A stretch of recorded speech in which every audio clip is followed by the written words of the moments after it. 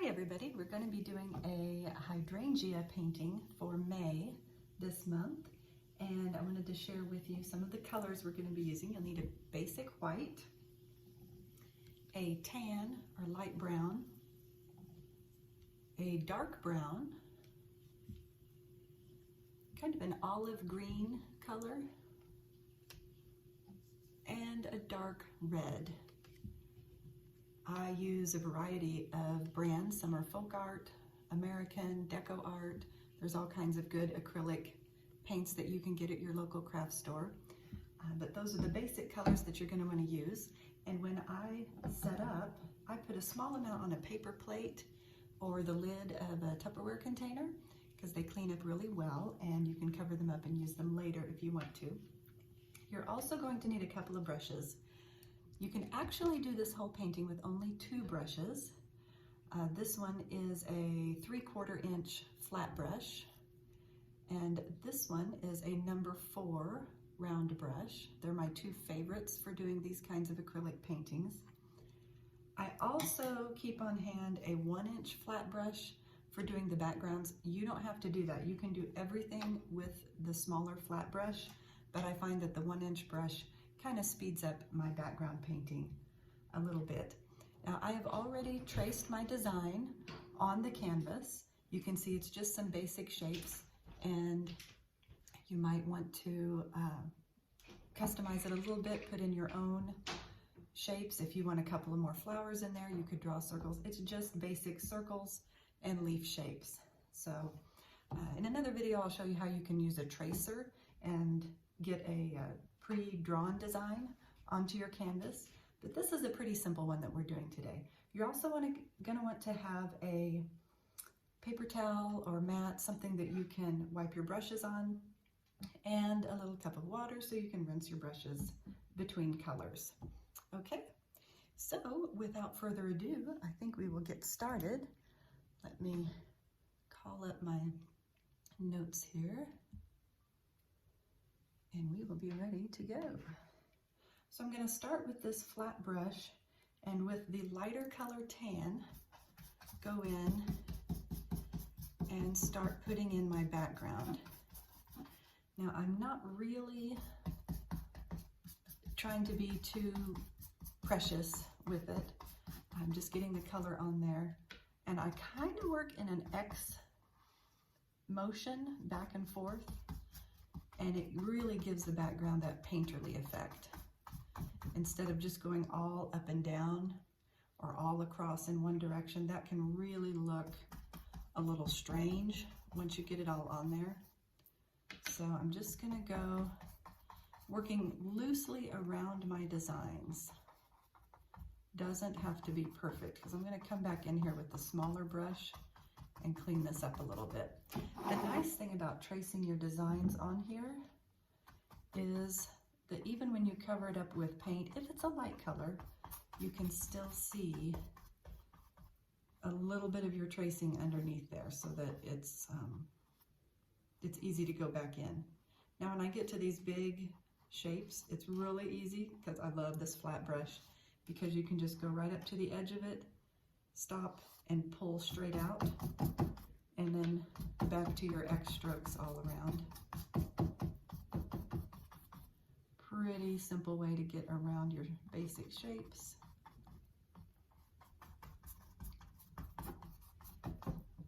And if you've worked with acrylic paint very much, you know that it dries really fast. So you definitely want to work in small areas at a time and get that section completed as much as you can before moving on to another section. I would not want to paint down here a little bit and then move up here and then down here. I want to keep things going in my section here without losing track. It'll stay damp for just a little bit.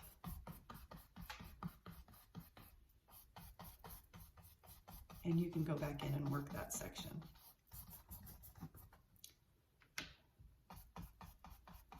Another nice thing about acrylics is that if you need it to move and slide a little bit more than it is, just add a teensy bit of water to your brush and you can scoot that paint around a lot more. You're going to lose some of the pigmentation. It's not going to be as thick. You're going to come up with a lighter color, but it is going to move around for you. Sometimes I also like to do that because I can get kind of a quick undercoat down, and then while it's still a little bit wet, I can go back in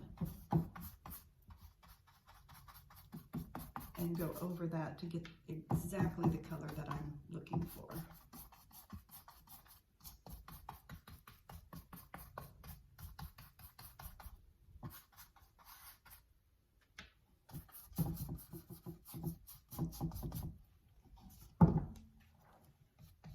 I really like painting these backgrounds first, especially if you haven't painted for a while, because it kind of breaks the ice and you can get over that, oh, it's a blank canvas, how am I even going to do it? Because you can be a little bit messy, a little bit haphazard here with your background colors. And again, just remember to do those X strokes as you go. My canvas is a little uneven, or else my table is. It's starting to rattle a little bit.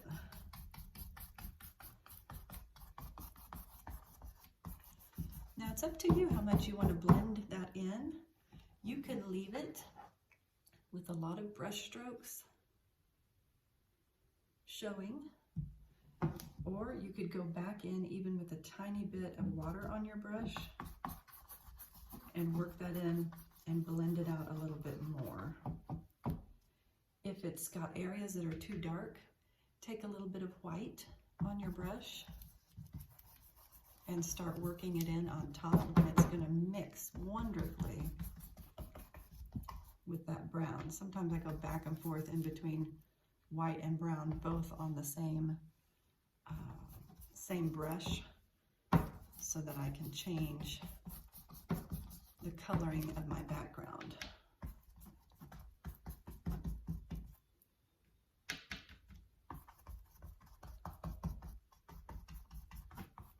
And it's just entirely up to you how you want to leave that.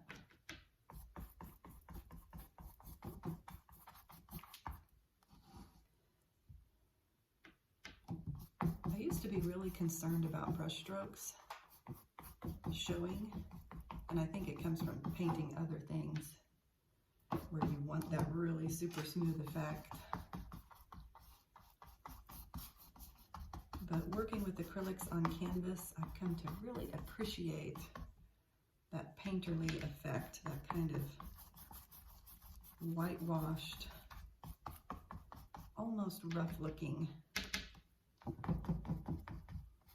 effect that it does when you can just be loose with your brush. And remember, I'm still going in with those X back and forth. I can still see some of my original tracings, even though they were just single lines, they're still coming through really good.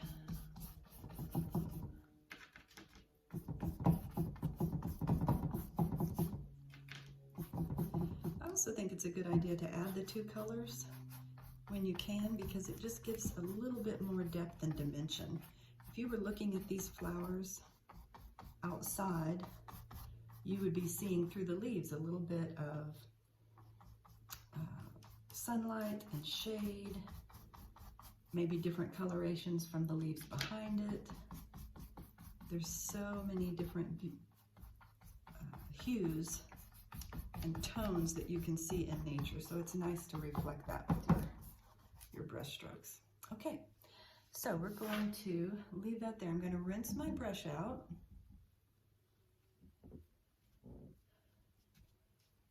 And because I was using that larger flat brush, I'm actually just going to let that be to the side. I'll be using my 3/4 flat brush soon, but right now I want you to switch to the round brush, we are going to be using the dark brown and start putting in some of our stems. And you just go in just a little bit, and I start at the bottom and work my way up. You'll notice these aren't the most perfect of stems. Thankfully, nothing in nature is. And I'm just going over these initial lines that I drew. I'll be going back over them again, just to thicken up the paint a little bit. One thing to remember when you're doing stems, if you pull up from the bottom and then let it trail off a little bit, you'll get a really nice pointed edge right there.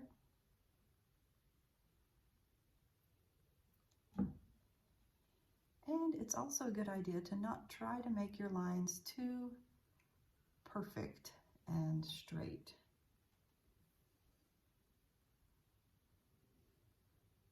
We think of it like that, but in reality, those little sticks and vines kind of have a life of their own.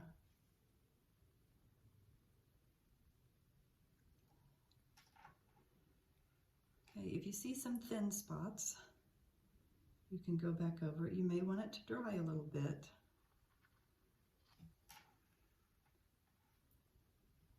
And before you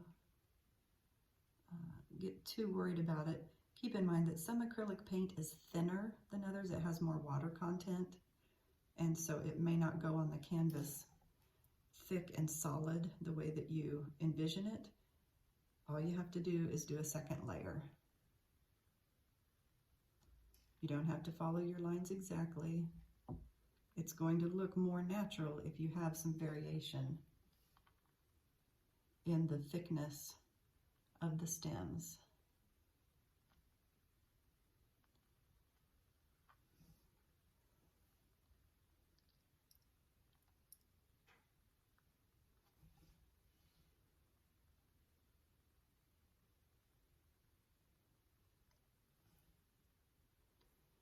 Okay, so when you get to the end of the stems, you may just want to leave this to dry and then come over any little areas that are bothering you later. Go ahead and switch to your dark green, that olive green shade. Now, one thing that I do, I don't always rinse my brush in between colors. If I can just take a piece of paper towel and wipe it off really good and dry and go back into my next color, it will save me having a really wet brush for the next part. And because we're going to be working closely with the dark brown, it's okay if there's a little bit of overlap between the green and the brown. So I'm going to go into the green a bit and start painting the leaf shapes.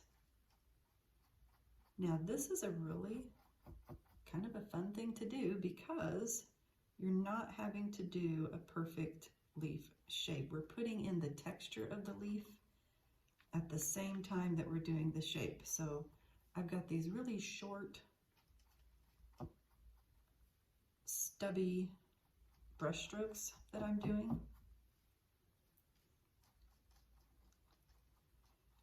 And I'm going to make special attention on the edges of the leaves as I go around here, so that each one of my brush strokes are kind of coming off, covering up the edge of my tracing line there, so it will never be seen.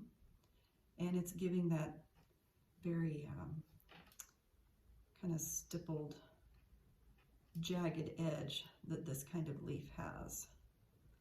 I don't know if you've examined a hydrangea leaf, but it looks like a caterpillar chewed the edges of it. And so it has a very feathery kind of outside edge to it. So filling in the leaves with these little short strokes.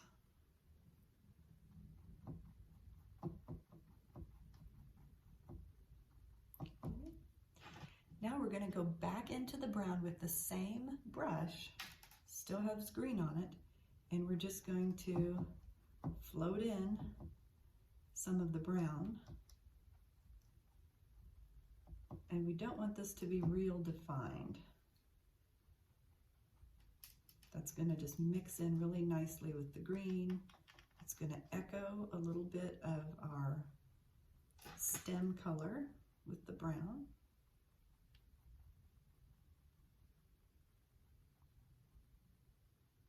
Blend those edges a little bit so I've got a few more feathers coming out. I'm noticing that this particular brown paint that I have is one of those more watery colors. I don't really care for it. I like something that's very thick and pigmented, but we're going to roll with it. You can always wait for it to dry a little bit and then go back in to darken it up.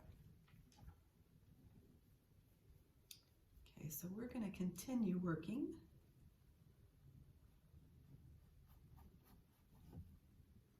With our other leaves here.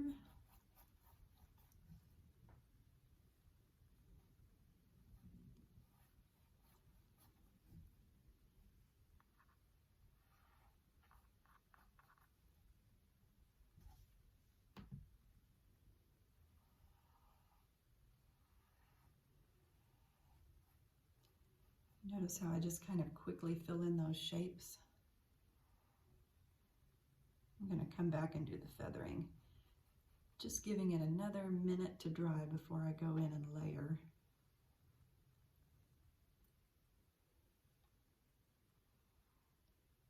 I think this round brush is probably the most versatile brush in your kit, because you can do those nice short, quick motions with it. You can do a nice long stroke, and you can even twirl it a little bit if you want to get right to the very tip and do a very fine point on it. It's a great all-around brush. If you're just collecting your art supplies, a 3/4 inch flat brush and a number 4 round are your best friends.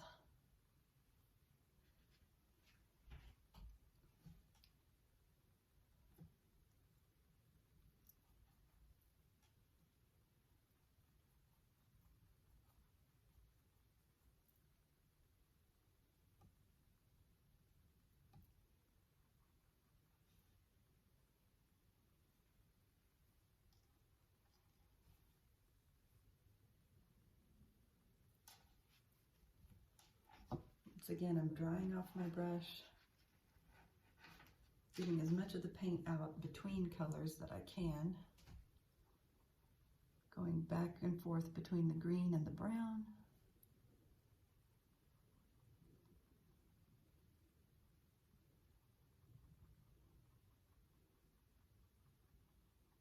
And I'm working in those very short, wispy strokes.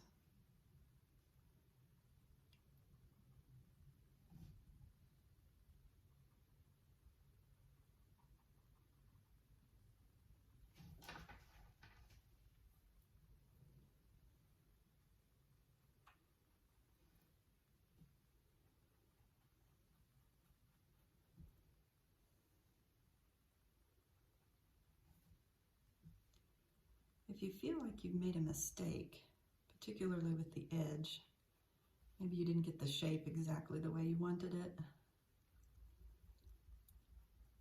with these little short feathering strokes, you can change the shape. You could cover up an area that really was not as pleasing to you as you'd hoped. You just want to be careful about overworking an area. It is possible to get so much paint on there that you can't really do anything else with it, and you may be stuck drying, letting it dry for quite a while.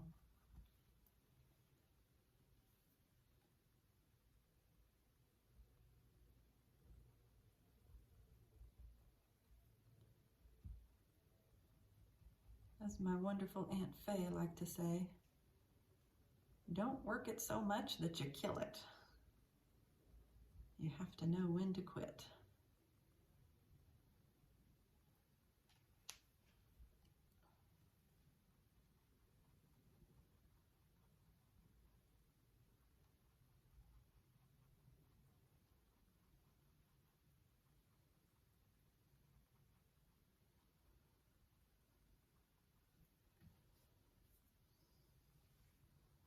Okay, hopefully you're getting to the end of your leaves here.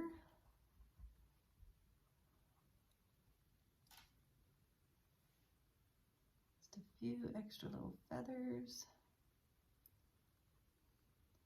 And once again, it's not over till it's over. If you need to let it sit and rest a little bit, work on a different section, change what your eye is seeing, and then come back to it later.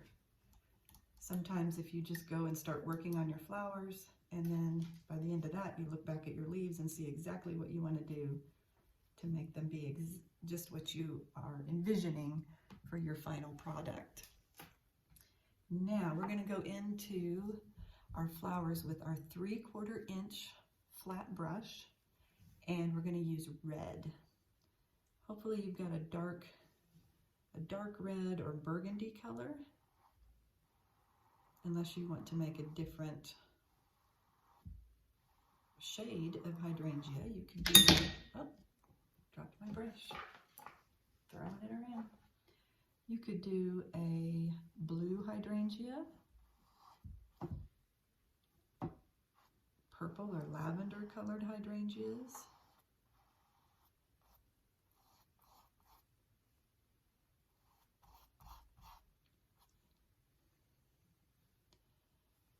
and for the flowers, I'm loading them at the bottom with more of the red color. Ultimately, we're going to want more of the red to be towards the bottom or the right-hand side, and more of a white color at the top or the left-hand side. And that just helps us have a little bit of an illusion that the sun is hitting those flowers at a particular angle and looking more light on one side than it is the other.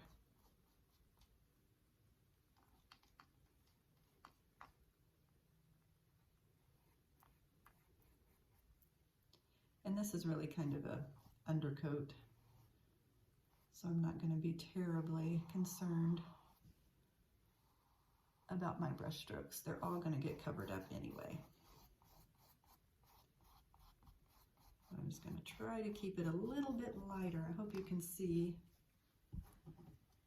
that one side has slightly less red than the other side, and we're going to start building up from there. So set down your flat brush, pick up your round brush, and this time we are going into the red and white.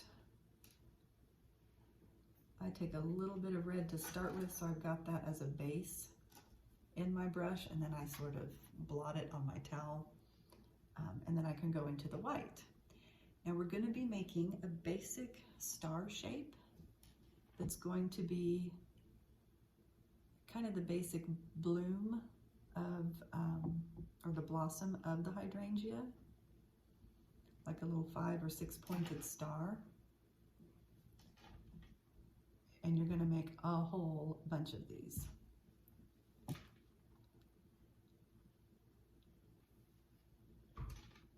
I typically have to go back into my white paint every time I make a new blossom.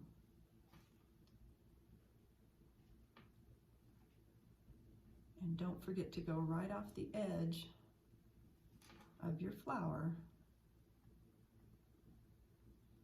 so that eventually you're covering up that edge. You don't want to be too symmetrical with it,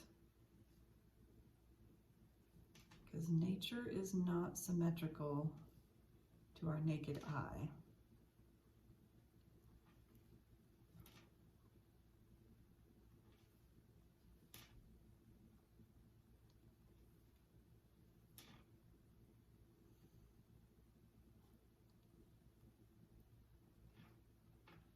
And I'm just sort of moving around that flower in the same vicinity.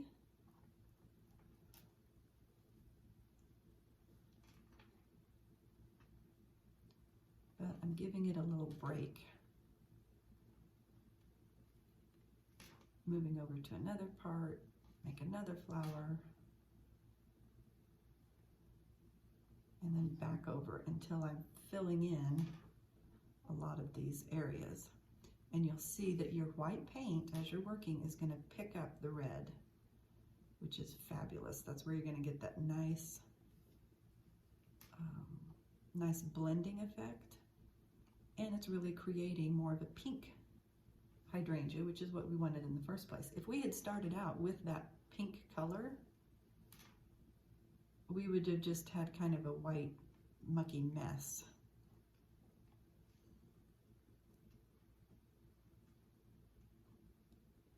Now, as I get to where those areas are really getting close, I start to go in with just maybe one petal stroke to cover up those blank areas.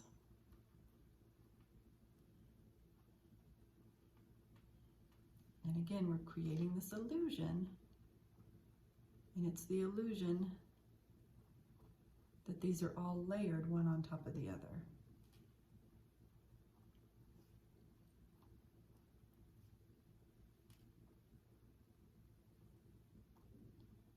I would love to know what you plan to do with your hydrangea painting. Is this going to be for Mother's Day in May? Is it a gift for someone in your family, or is it all for you?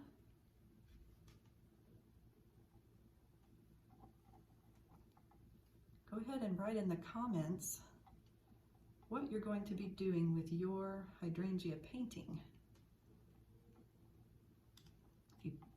Put your paintings on the wall, if you give them away, if you hide them in a closet. All kinds of possibilities here. Personally, I think the best thing about painting is that you can make another one. If you didn't like it, you can try again. If you loved it, you can make another one for a friend or a family member. And it's really kind of got multi-purpose there, which is great.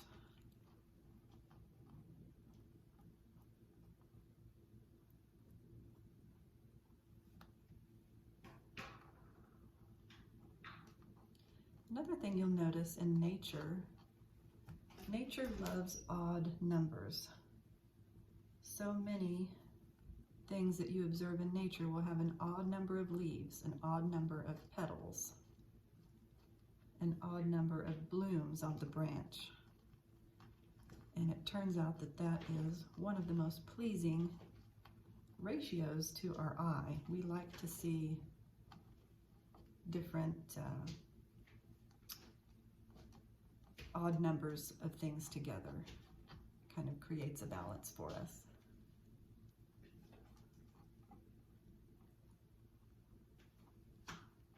I'm just about finished with this bloom. Pretty pleased with it. I want to keep some of that red showing through so that I don't have just one big glob. I do, however, want to heighten this effect that there was a little more red here. So I'm going to go back into my red with a tiny bit of white and just kind of punch up some of that. And even though I'm using that red color, I have so much white on the canvas now that it's just going to turn it right into a lovely pink fuchsia shade.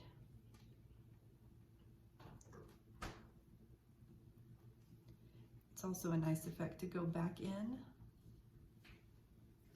and layer paint on top of paint and give it more texture. Texture is that element of art that is like a 3D effect. When this paint dries, you can actually run your hand over it and feel the bumps of the dried paint. which is just one more neat little thing to add to your painting. If you make your painting too flat, too smooth, it kind of loses dimension and character.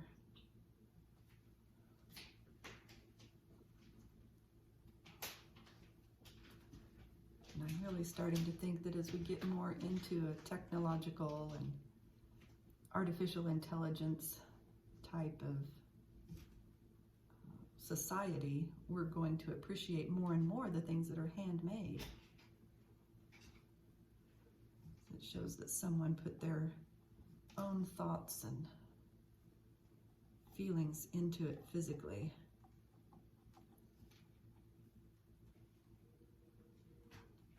Okay, so I've added a little more of that red dimension on one side. I think you can probably tell how that's creating an illusion of light hitting from the top left. If the sun's shining down, the light's hitting this side of the flower first and making it brighter and creating a little bit more shadow on the underneath side.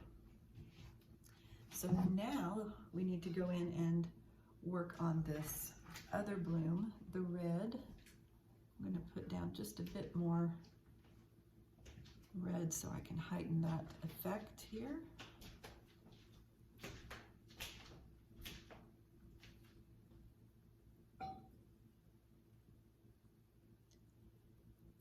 Okay, and then we're going to go into the white again. You'll notice I have not rinsed my brush at all. I just wipe it off on my paper towel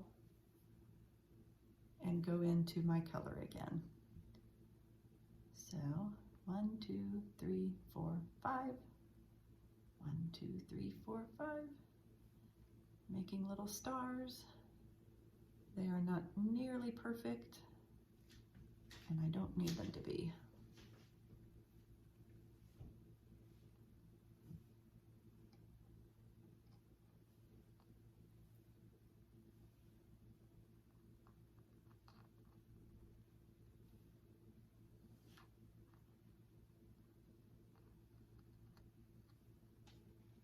Every once in a while, it's a good idea to go back to your paper towel and sort of clean off your brush, just wipe it really good. Especially when you're working wet on wet, it will pick up so much paint that it starts to kind of push it back and you're losing the best use of your brush. The bristles that come out of your brush, they come from that little metal tube. Here it's called a ferrule, and the ferrule is what is clamped down and holding your bristles very tightly.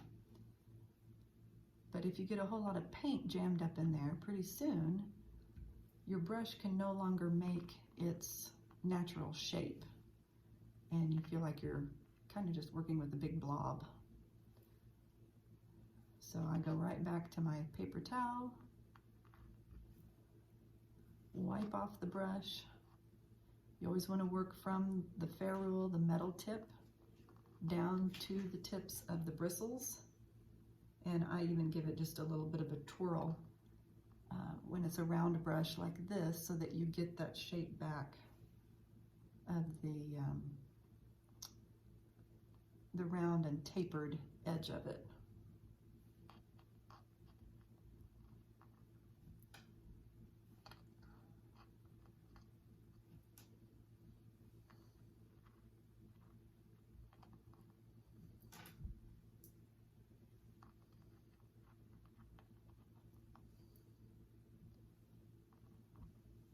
One of the most astonishing things about painting is how you can get so focused in one area, you forget to look at how the whole thing is coming along, and then you step back and go, oh, I can't believe that I made that. It's almost like magic. Art might be magic, I'm just saying.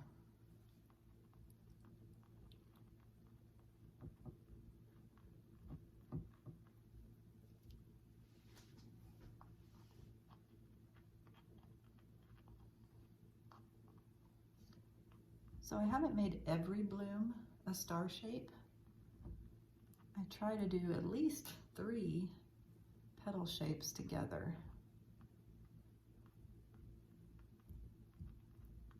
Between 3 and 5 gives us the little tiny blossom effect.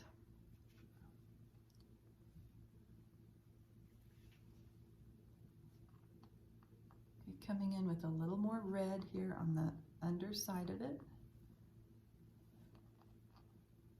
just to emphasize that this is the shadow side. Not as much light is getting to this side, so it should have more red.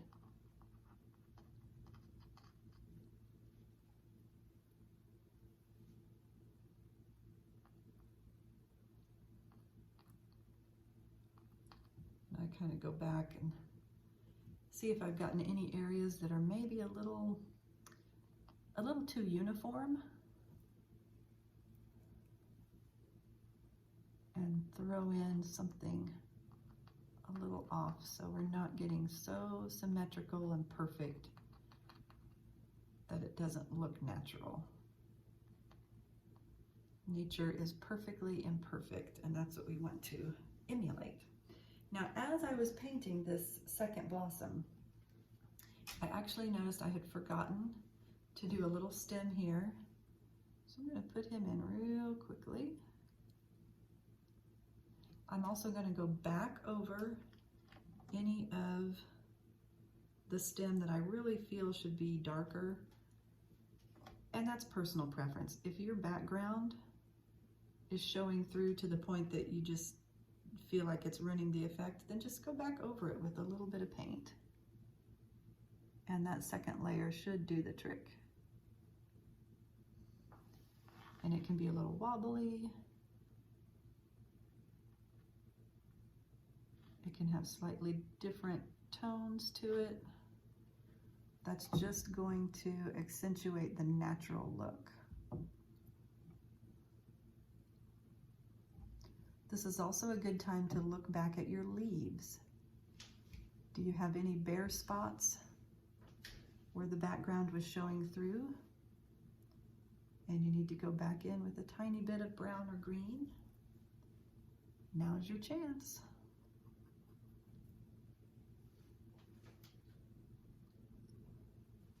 Again, just be careful of overworking. You don't need to have everything perfect,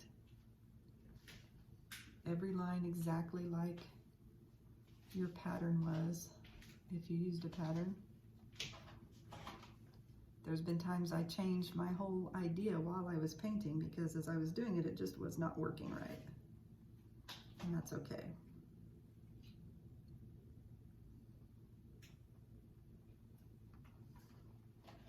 See, this guy's got a lot that did not get covered up, so I get this opportunity to make him behave just the way he should.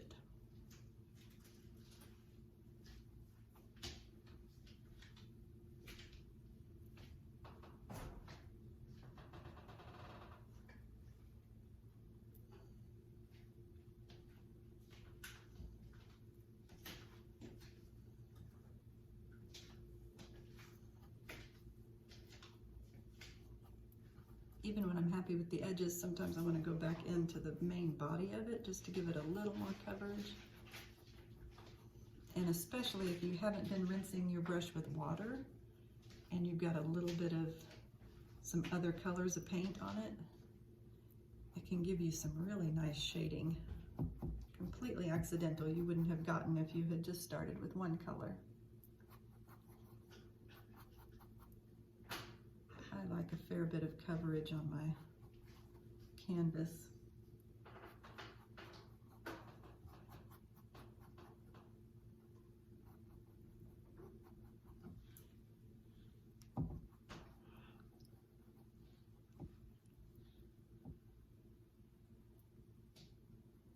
Okay, I think we are nearly finished. I could probably fuss with these leaves all day long,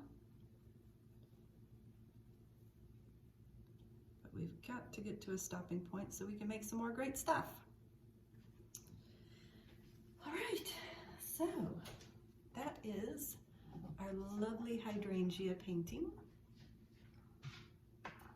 You can see we've got some nice highlight and shadows there. We've got our painterly background, and the only thing left to do is for you to sign it. Hope you had lots of fun. I'll see you next time.